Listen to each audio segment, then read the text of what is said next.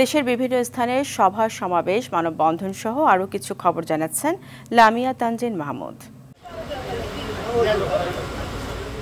গেল ১৫ বছর শিক্ষা ব্যবস্থার অধপতন হয়েছে। বিএনপি ক্ষমতায় আসলে কারিকুলামে পরিবর্তন আনা হবে বলে মন্তব্য করেছেন বিএনপির ভাইস চেয়ারম্যান বরকতুল্লাহ বুলু। নোয়াখালীর বেগমগঞ্জে ঈদ পুনর্মিলনী অনুষ্ঠানে তিনি কথা বলেন। এ সময় বেগমগঞ্জ উপজেলা বিএনপির সভাপতি বাবু কামাখ্যা চন্দ্র দাস, সাধারণ সম্পাদক মাহফুজুল হক আবেদ সহ বিভিন্ন শিক্ষার্থী ও দলীয় নেতাকর্মীরা উপস্থিত ছিলেন। দেশে অস্থিতিশীল পরিস্থিতি স্বাভাবিক করতে নির্বাচনে বিকল্প নেই। দ্রুত নির্বাচন এখন গণমানুষের দাবি বলে মন্তব্য করেছেন বিএনপির প্রচার সম্পাদক সুলতান সালাউদ্দিন টুকু। টাঙ্গাইল স্টেডিয়ামের আয়োজনে ফুটবল টুর্নামেন্টের ফাইনাল খেলায় প্রধান অতিথির বক্তব্যে তিনি কথা বলেন।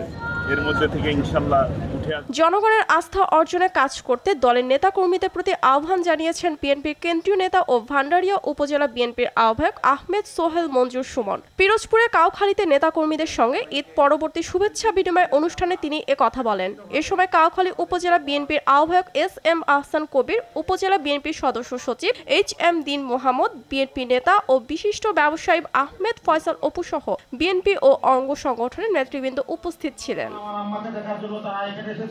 দেশের দ্বিতীয় বৃহত্তর বুড়িমারী স্থলবন্দরের সাথে সারা দেশের ব্যবসায়িক যোগাযোগের প্রসার ঘটাতে মহাসড়কটি ৪ লেনে উন্নীত করার দাবি জানিয়েছেন এবি পার্টির সাধারণ সম্পাদক ব্যারিস্টার আসাদুজ্জামান ফুয়াদ। একদিনের সাংগঠনিক সফরে এসে লালমনিরহাটের বুড়িমারী স্থলবন্দরে তিনি কথা বলেন। মাধ্যমে যেটা হয়েছে হাজার হাজার মানুষের বর্তমান অন্তর্বর্তী সরকারের উপদেষ্টা পরিষদে আওয়ামী লীগের দোসররা রয়েছে। তারা আওয়ামী লীগকে পুনর্বাসিত করতে চাচ্ছে বলে অভিযোগ করেছেন গণ অধিকার পরিষদের সাধারণ সম্পাদক রাশেদ খান। ঝিনাইদহে সাংবাদিকদের সঙ্গে তিনি অভিযোগ করেন, এই উপদেষ্টা পরিষদের সংস্কার করছেন না।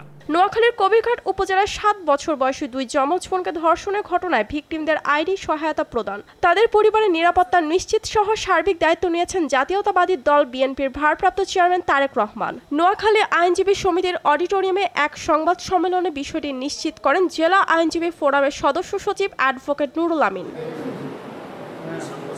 বিগত ১৫ বছরে পিরোজপুর জেলার দুর্নীতি, লুটপাট, চাঁদাবাজ, সন্ত্রাস, ছিনতাই ও মাদক ব্যবসায়ীদের বিচার এবং পরিবেশ রক্ষার দাবিতে সুশাসন সুরক্ষা পরিষদের আয়োজনে মানববন্ধন অনুষ্ঠিত হয়েছে।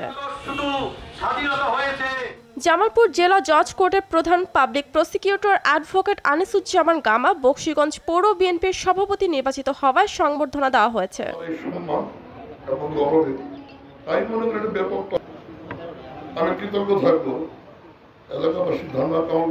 যশোরের সরকারি মাইকেল মধুসূদন বিশ্ববিদ্যালয় বাংলা বিভাগের প্রাক্তন শিক্ষার্থী ঈদ পুনর্মিলনী ও মিলন মেলা অনুষ্ঠিত হয়েছে। লামিয়া তানজিন মাহমুদ, RTV।